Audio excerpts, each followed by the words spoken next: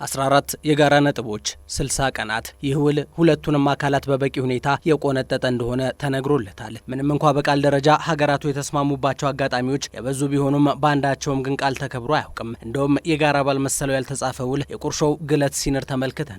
አሁን ሁለቱም የግለት ወላፈን የፈጃቸው ነው የሚመስሉት።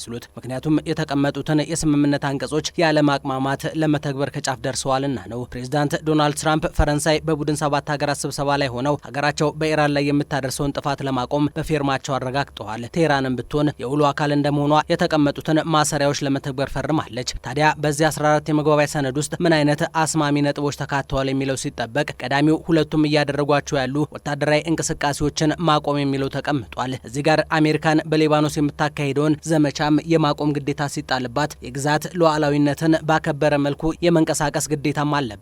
ሲቀጥል ሀገራቱ በእያንዳንዳቸው የውስጥ ጉዳይ በመግባት የመፈትፈት አካሄድ መቆም እንዳለበትም ነው የተስማሙት። በዚህ ውስጥ አሜሪካ በቴህራን አካባቢ ያሰፈረችው ጦር የሚንቀሳቀስ ሲሆን ማንኛውም የኢራንን እንቅስቃሴ የሚያውክ የዋሽንግተን ተግባራትና ወታደራዊ እንቅስቃሴዎች ከዚህ ውል መፈረም በኋላ ይቆማሉ ማለት ነው። የዚህ ስምምነት መነሾ ከጦርነት መጀመር በኋላ ኢራን በሆርሙዝ ሆነ በባህር ክፍሏ ላይ እንዳሻት እንድታዝ የገጠማትን መታሰርና መታገድ ለማስቆም ያለመ እንደሆነም ብዙዎች እየተናገሩ ይገኛሉ። ኢራን በአንጻሩ በ30 ቀናት ውስጥ በወሽመጡ አካባቢ እያደረገች የምትገኘውን የንግድና መርከቦች ማስተጓጎል የማቆም ግዴታ አለባት። ሁለቱም ሀገራት ወደ ጦርነት ከመግባታቸው በፊት የሆርሙዝ ሰርጥን የሚጠቀሙ መርከቦች ከ120 እስከ 140 በቀን ይደርሱ ነበር። ከነዚህ ውስጥ ደግሞ ግማሽ ያክሉ እስከ 20 ሚሊዮን በርሜል ነዳጅ በመሸከም ለዓለም ገበያ ያቀርቡ ነበር። ይህ ሁሉ ነው ታዲያ በሀገራቱ ጦር መማዘዝ ሳቢያ እንዲስተጓጎል የሆነው። እስከ 60 ቀናቱ የጋራ ዳግም ግንኙነት ድረስ ኢራን የንግዱ መሳለጥ በተሳካ ሁኔታ እንዲቀጥል የማድረግም ግዴታ ተቀምጦባታል። ይህ ሲሆን ግን በምላሹ ከአሜሪካ የምታገኘው እጅ መንሻም አላት። ዋሽንግተን ከአጋር አካላት ጋር በመሆን ለኢራን መልሶ ግንባታና ምጣኔ ሀብታዊ ድጎማ የሚውል እስከ 300 ቢሊዮን ዶላር የመስጠት ግዴታ ተጥሎባታል። አፈጻጸሙም ቢሆን በ60 ቀናት ውስጥ ተፈጻሚ ይሆናል። የማዕቀብ መነሳት ጉዳይም ሌላኛው ነው። አሜሪካ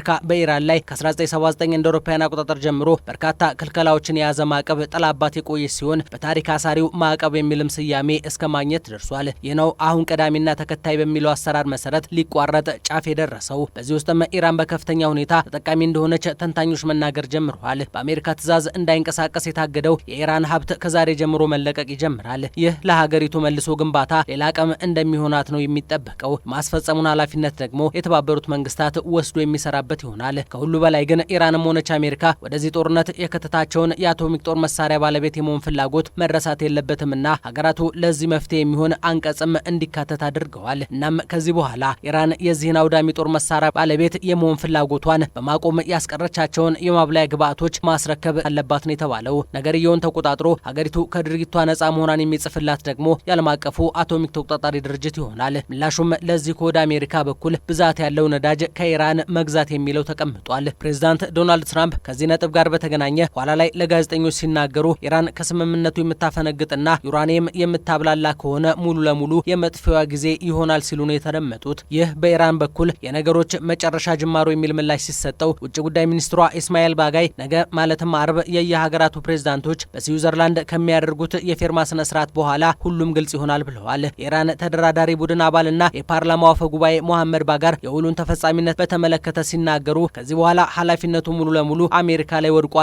ነበር ያሉት። እሳቸው ዋሽንግተን ለቃሏና ለፈረመችው መግባቢያ የማትገዛ ከሆነ ሀገራቸውም ቃሏን ለማጠፍ ትገደዳለች ሲሉ አስጠንቅቀዋል። ከውሉ መፈረም በኋላ ታዲያ በርካታ ሀገራት የደስታ መግለጫ እስከ ማውጣት ተጉዘዋል። ማክሮን የፈረንሳዩ ፕሬዝዳንት በኤክስ ገጻቸው የሰላም ፍላጎት መንገድ ሲሉ ገልጸውታል ስምምነቱን። ቻይና በውጭ ጉዳይ ሚኒስትሯ ዋንጊ በኩል የጋራ ጽናት የሆነው ሰላም መምጫው አሁን ነው ብላለች። ብሪታንያ፣ ጀርመንና ሌሎችም ሀገራቱ እዚህ አቋም ላይ በመድረሳቸው መደሰታቸውን ገልጸዋል። ለሀገራቱ መስማማት የማሸማገሉን ስራ ቀድማ የሰራቸው ፓኪስታን በጠቅላይ ሚኒስትሯ ሻባዝ ሻሪፍ በኩል በትብብር የመስራት አቅም የዓለምን ዕጣ ፋንታ እንደሚወስን ተናግራለች።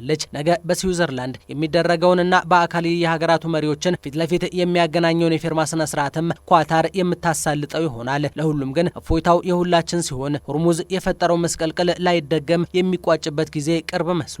ትራምፕ ነዳጅ ተሸካሚ መርከቦች ወደ ስራ ግቡ የማለታቸው ውጤትም አሁን መታየት ይጀምራል።